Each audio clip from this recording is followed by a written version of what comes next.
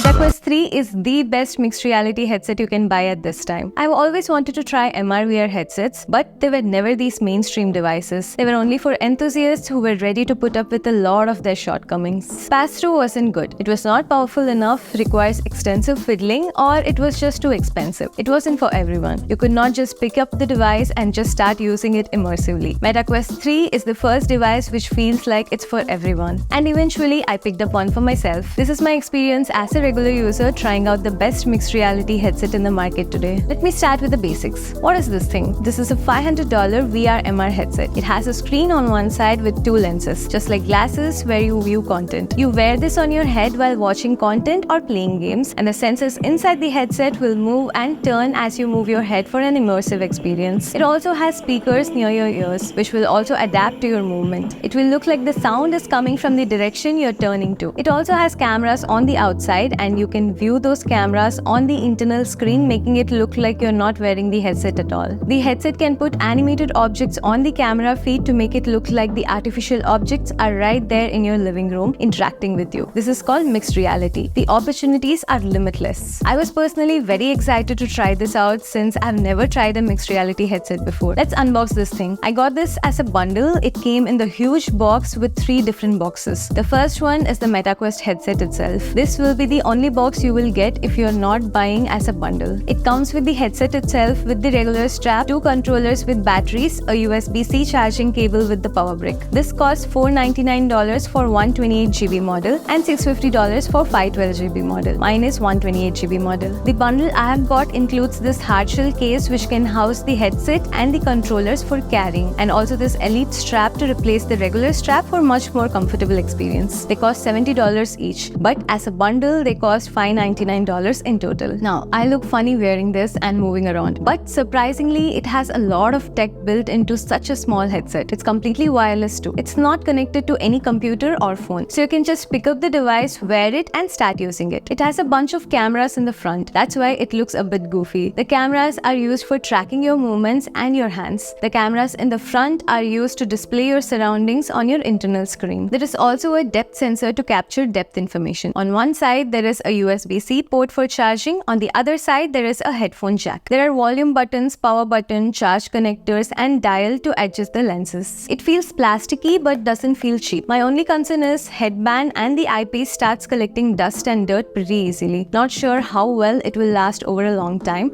but let's see. The controllers are also super small, very easy to hold and play. The buttons are also very intuitive and comfortable to use. So all happy news there. Let's talk about the comfort of wearing these. They do carry some weight when wearing these, not so heavy that you feel pain or discomfort, but not as lightweight as sturdy glasses. You sweat and feel uncomfortable after using them for a while, especially activity games like Beat Saber. The Elite strap, which is an additional $70 accessory, definitely helps with the comfort a bit, but even then I can see them being used for a max of an hour. More than that, you will want to take a break. The display lenses, processors, sensor, battery are all in the front section, so it definitely feels front heavy. Setting the headset was super easy though. You use your MetaQuest app to create an account, pair the device, connect to the internet, adjust the strap and you're good to go. You won't need your phone as well here on. Every single operation can be performed on the headset itself. First thing I noticed was the experience was very intuitive. I'm not a gamer and I've not owned a VR or MR headset before, but still everything felt very familiar, easy to use and discover. There is this main dock, more like a home screen on your phone. This is where you can open apps, update your settings, see your control center, etc. You can already see your surroundings through the pass-through camera and the home screen is floating in your space. Speaking of pass-through, these are not high-resolution cameras, so in decent light, the living room or wherever you are in looks pretty good. When the light is low, the pass-through becomes grainy and low quality. Another thing I noticed with pass-through is wherever there are objects close, there is some warping or bending. Look at my hands here, so it definitely feels like a stimulated screen rather than live viewing. I can easily move around with the headset, pick up objects, open the door, etc. But I cannot use my phone, type on a keyboard or do intricate stuff. At $500, it is acceptable. If you want to be fully immersed in virtual world, if you double tap on the side, the mixed reality becomes virtual reality. You get to be in snow mountains, remote forest or serene lake in this mode. I use the controller to interact with this home screen. Pointing, resizing, clicking, moving, everything is done with the controllers and they are super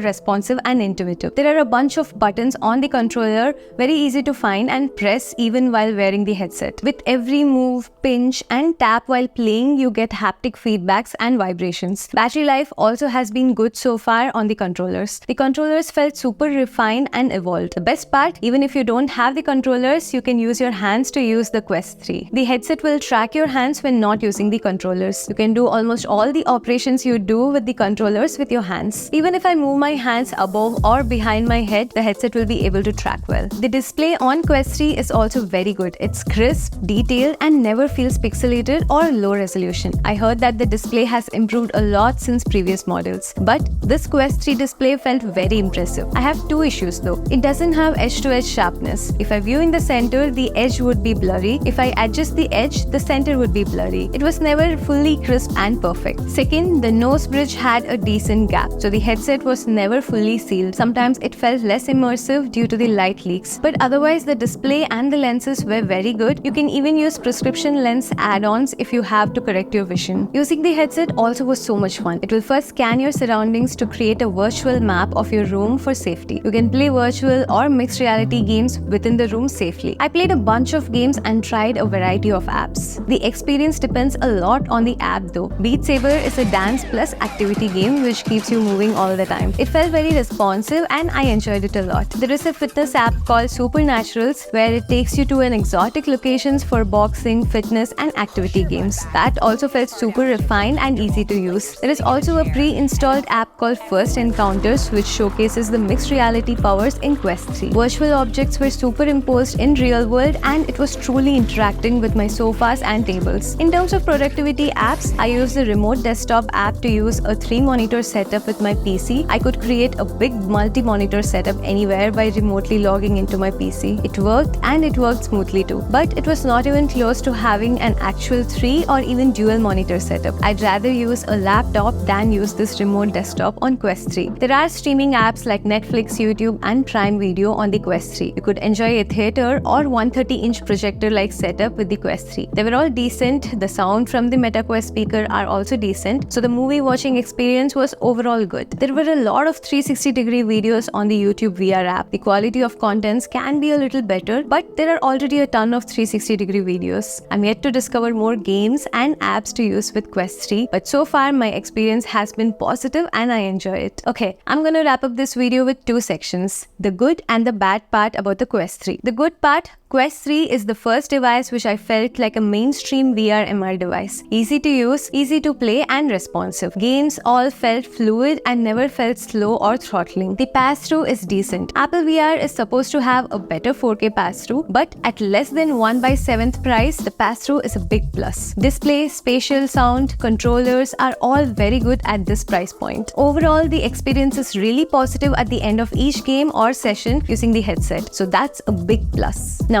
the bad part. Battery life has been so-so on the Quest 3. It averages around 1 to 1.5 hours, but it depends on the app, game and other factors. You cannot even finish a whole movie on one charge. The comfort is also on average side. If you're gonna wear them for an hour, you will definitely feel the strain on the cheekbones, eyes and neck. Even if you're just watching a movie in a loose setting, there is definite eye strain on extended use. Intensive game and apps generate heat on the device, which also adds to the discomfort zone. And this is something which caught me off guard. Almost every single app on the Meta store is paid app or game. There are only very few good free apps and games. Even the paid games are $20, $30 or even $40 or more. So you will find yourself needing to spend a good amount of money even after spending over $500 on the device. Okay, there is both good and bad. How does it compare overall? In my opinion, the good overweighs the bad easily. It doesn't feel like a pro or enthusiast device anymore. If you wanted to experience VR or MR, this is the headset to go at this point in time. You will not be disappointed. Okay, that's my experience with the Quest 3. Please like, share and subscribe if you enjoyed this video. Check out my other videos as well. I'll see you in the next video. This is Anjana. Bye bye.